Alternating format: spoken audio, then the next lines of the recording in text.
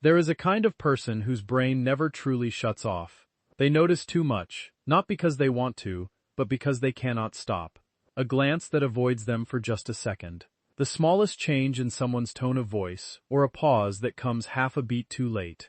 Tiny details that the outside world casually passes over, but for them, every single one is taken in, enlarged, and recorded with sharp clarity. From the outside, people often call this being perceptive, a social advantage, even a gift of intuition. But psychology reveals a completely different truth. A truth that the people with this superpower are often the last to realize. Because what looks like sensitivity from the outside is actually quietly tightening around them, like a trap from within. Welcome back to Apex. Today we are going to decode the truth about people who notice too much, why their brain gets stuck in constant analysis mode, and more importantly, how to remove this invisible weight and find peace again. To understand why you cannot simply stop paying attention, we need to unpack how your brain was shaped. Behavioral psychology shows that this extreme ability to observe does not come from you thinking too much or overthinking. It is the result of your neural structure divided into two groups with two completely different levels.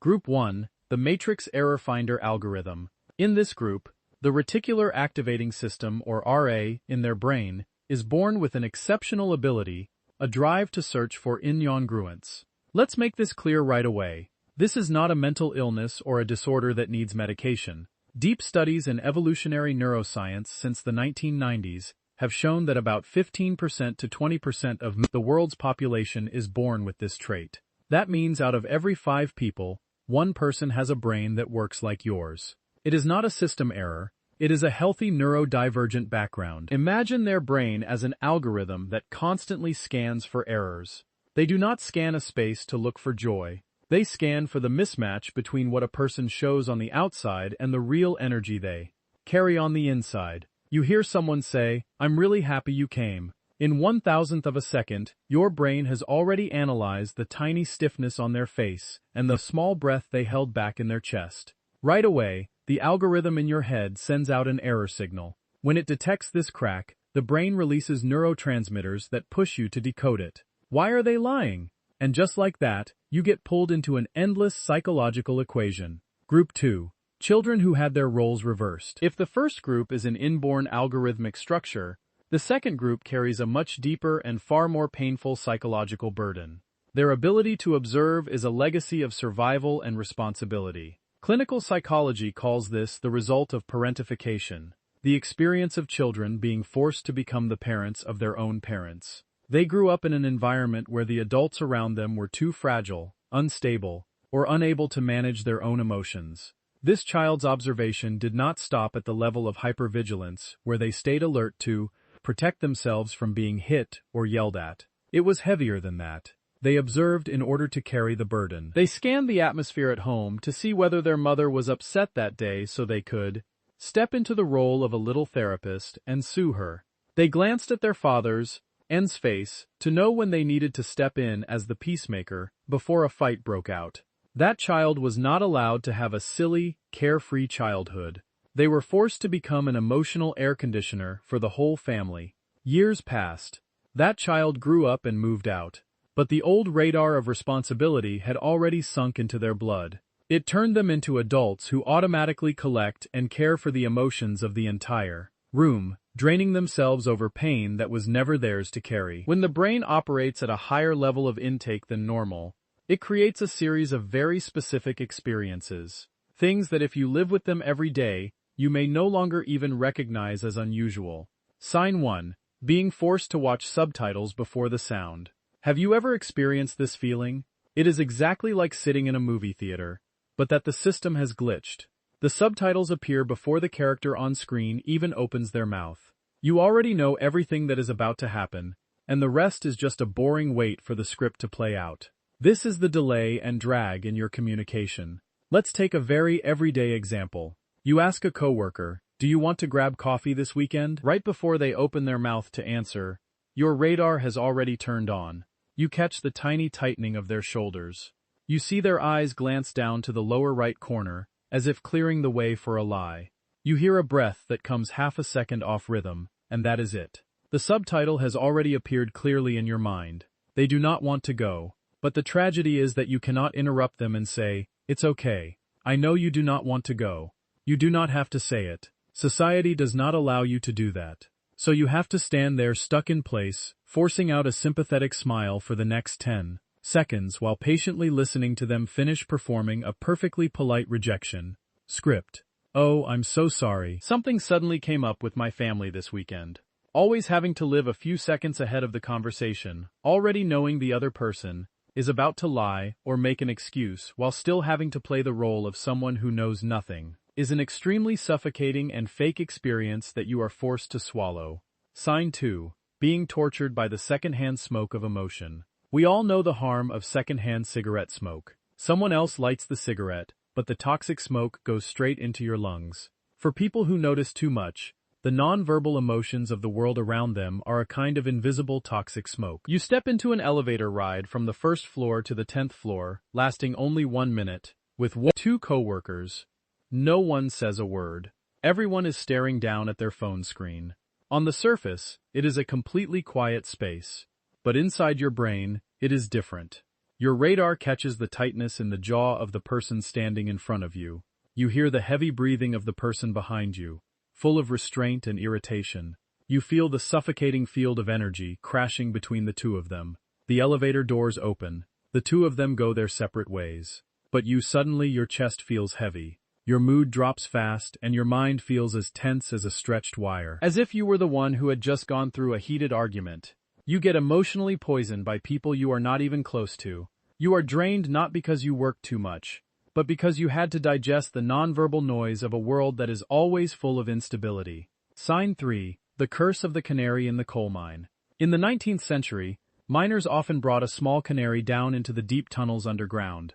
Because a canary's breathing system is extremely sensitive, it would faint when toxic gas leaked, long before humans could smell it. Its sacrifice was the warning that told the miners to run. You are the canary in social relationships.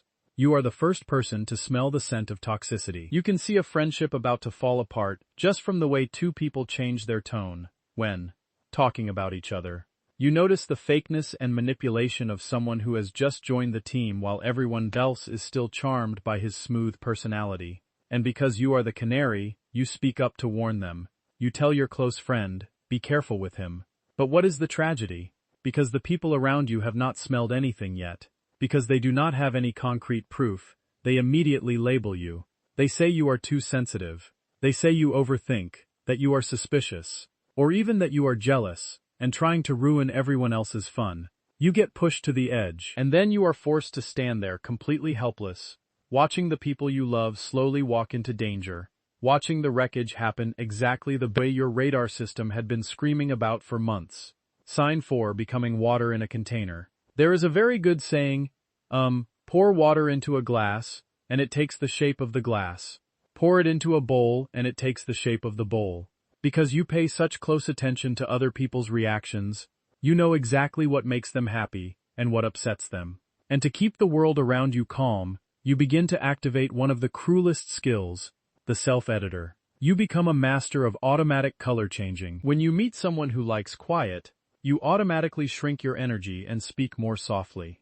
When you meet a partner who likes enthusiasm and loud energy, you immediately raise your energy to match them. When you have to text a suspicious boss, you type, then delete, then carefully polish every comma and every emoji to make sure there is no space for misunderstanding. You bend yourself to fit everyone's expectations. You please everyone, but at the end of the day, when the bedroom door closes, when there is no one left for you to read, you look in the mirror exhausted and ask yourself, what is my real shape? When there is no container holding me, you lose your originality, your innocence, and the sharp edges of yourself, all in exchange for a fake sense of safety in other people's eyes.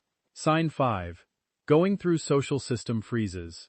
Everyone knows a hangover is the headache and nausea that come after a night of drinking. But for you, you go through social hangovers, even when you have not had a single drop of alcohol. Imagine your cognitive memory as the RAM of a computer. When it gets filled with millions of junk files, it does not break. It simply freezes, so it can clean itself up. Today, you go out with a group of friends. It is a fun hangout. No arguments, no drama.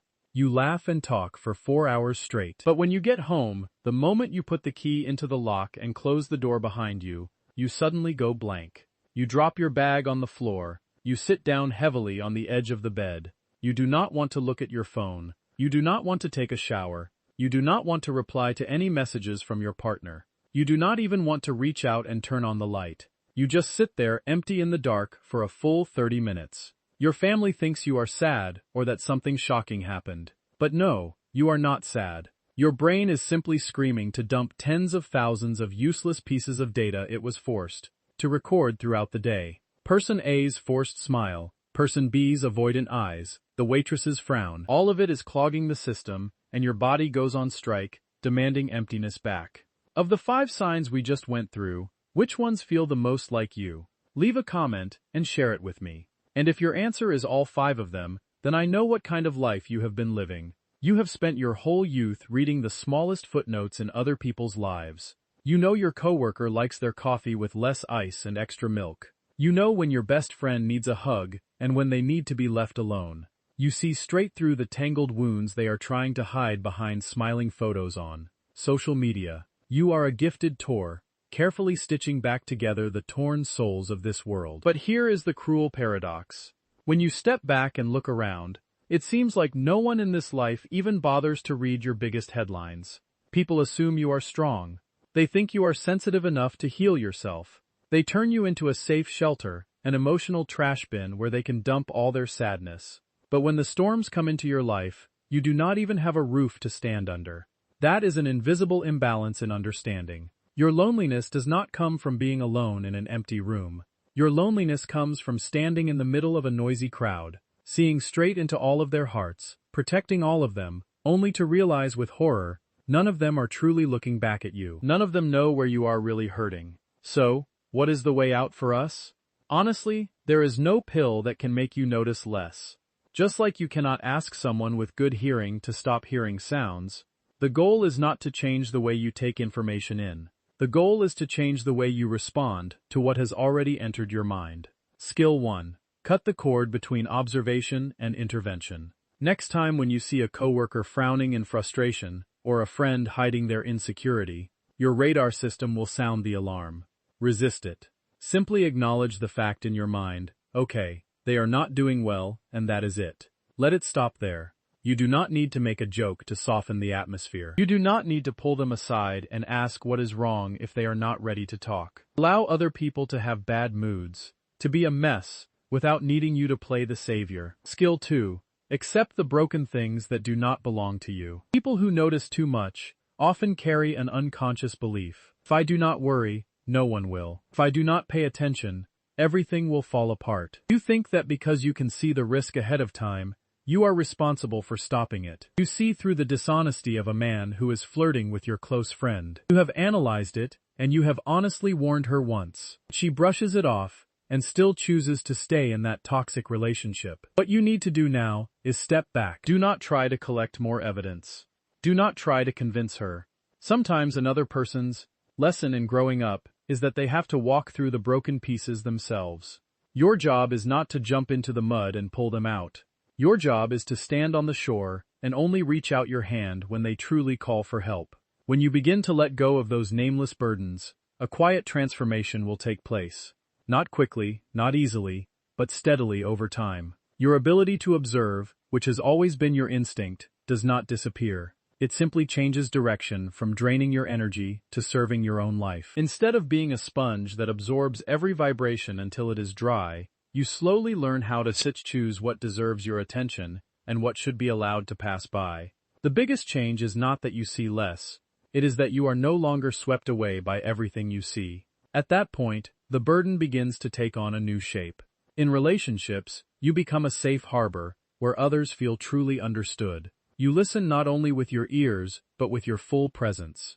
At work, you can reach the hidden layers of meaning, the unnamed worries, the needs behind the surface requests, things that cannot be found in any skill book. And in the most unstable moments when someone has nowhere left to hold on to, you become the place they come to. Not because you have all the answers, but because around you, they are allowed to stop forcing themselves to pretend they are okay. In the end, the distance between being drained by your sensitivity and living in harmony with it does not lie in how much you see. It lies in this: how much of that world you decide to carry with you. If you are someone who always sees the tiny details the world accidentally overlooks, I understand your exhaustion. I understand the feeling of being drained after long days or feeling out of place in the middle of a crowd when your brain keeps replaying everything and refuses to let you sleep. I also know you are tired of hearing people say, "Stop overthinking." They do not understand that if you could unplug your own mind, you would have done it a long time ago. But remember this: there is nothing wrong with your mind. You are simply seeing life through a lens with extremely high resolution. Do not break it. Do not blame yourself for being different. Learn to set boundaries and, most importantly, be less harsh with yourself. You do not notice too much. You simply feel this world more deeply than other people do. Of the 5 signs we just unpacked, which cost are you paying the most every day? Leave a comment and name that exact sign so we can share it with each other. If this video touched something inside you, do not forget to hit like and send it to a friend who is also exhausted by the noise inside their mind. I am Path to Success. Thank you for staying until this very moment. See you again.